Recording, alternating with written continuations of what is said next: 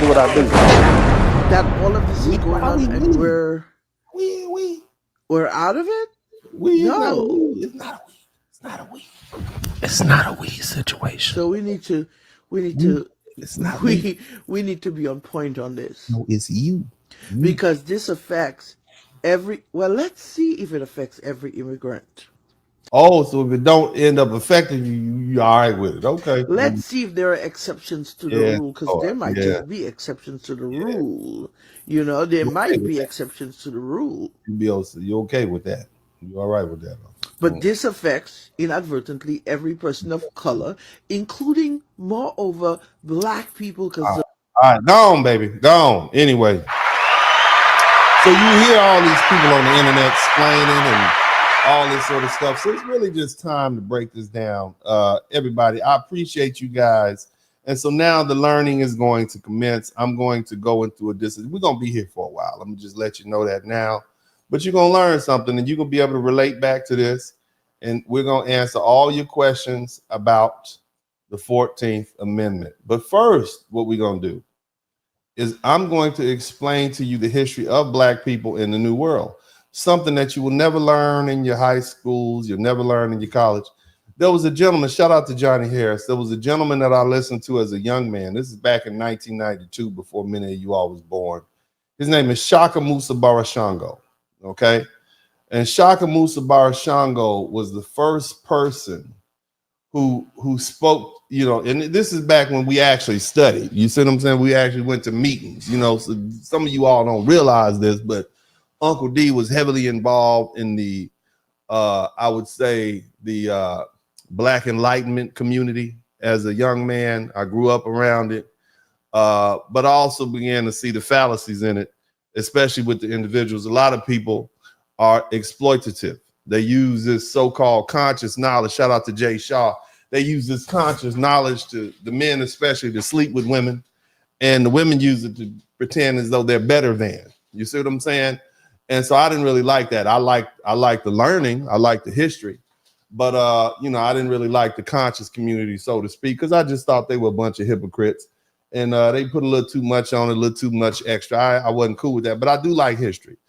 And if you understand history, then you understand where we're going as a society. So Shaka Musa Barashango, I invite you all to look him up on the internet. Some of his old videos up there. But bottom line, it belonged before the transatlantic slave trade began. Africans had been navigating the waters of what was once known as the Ethiopian Sea. Somebody type Ethiopian Sea in the chat room. Let me see if I can pull this up. Somebody type Ethiopian Sea in the chat room. Somebody type Ethiopian.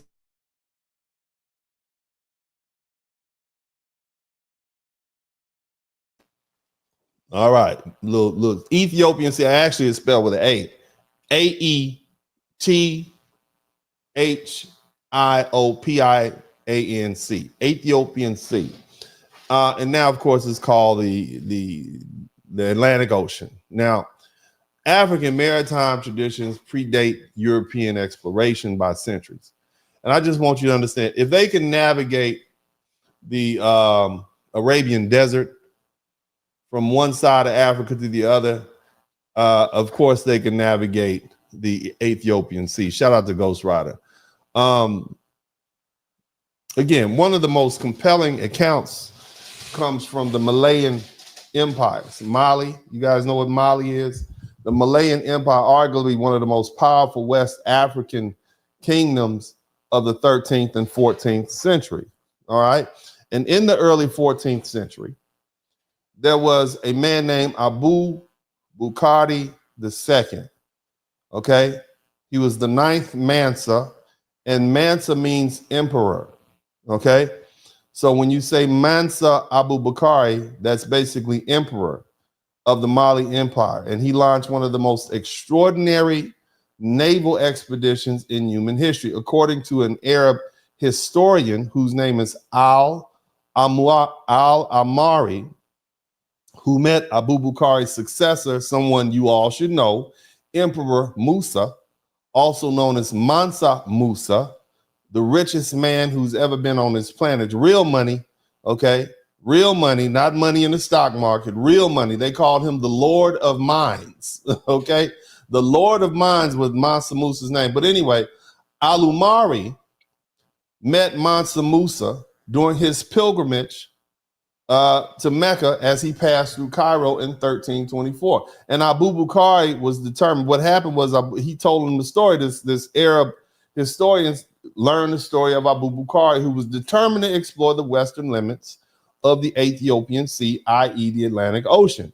And so according to this Arab historian, Al-Umari, Mansa Musa, the famous ruler of Mali, stated that his predecessor, Abubakari II, Lord of the Sea, abdicated his throne around 1311.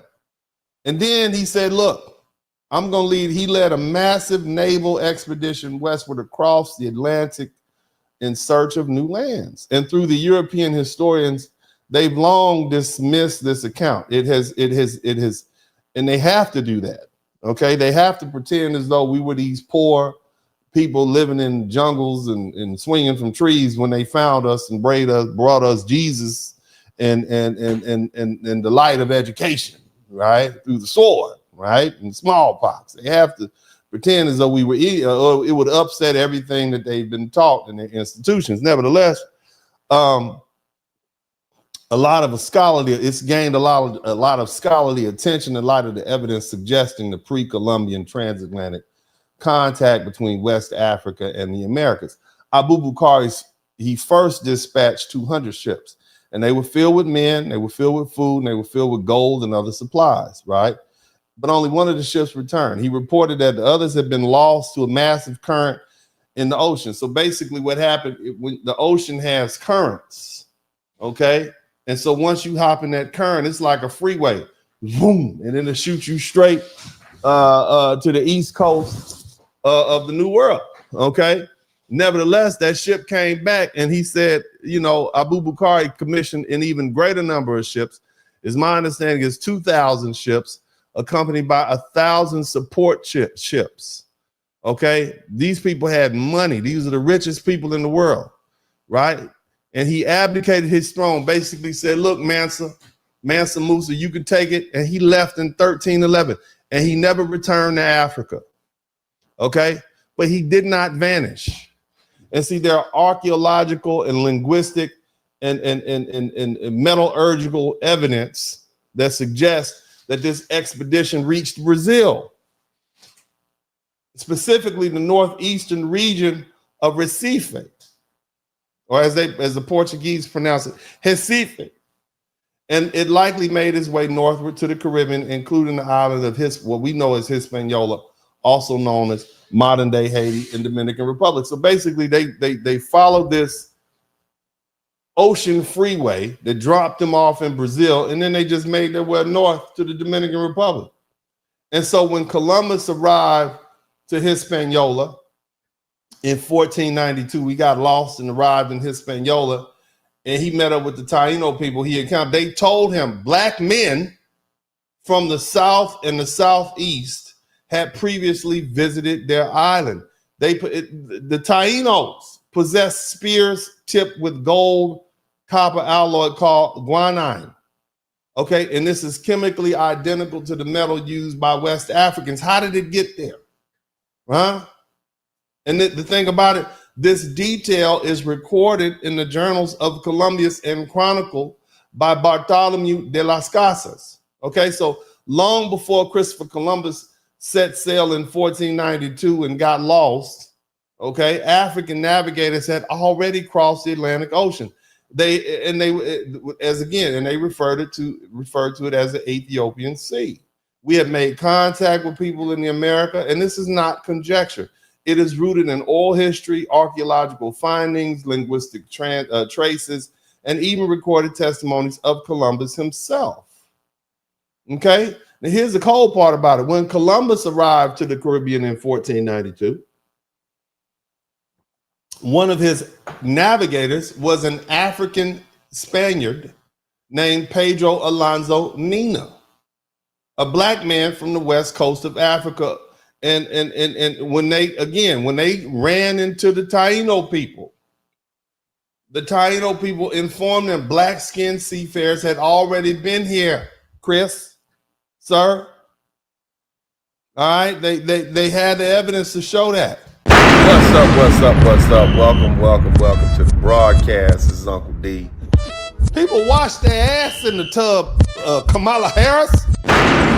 You were tuned in to Uncle D. This black man talk. Pull up, homie, take a seat. Don't be a shadow watcher every day.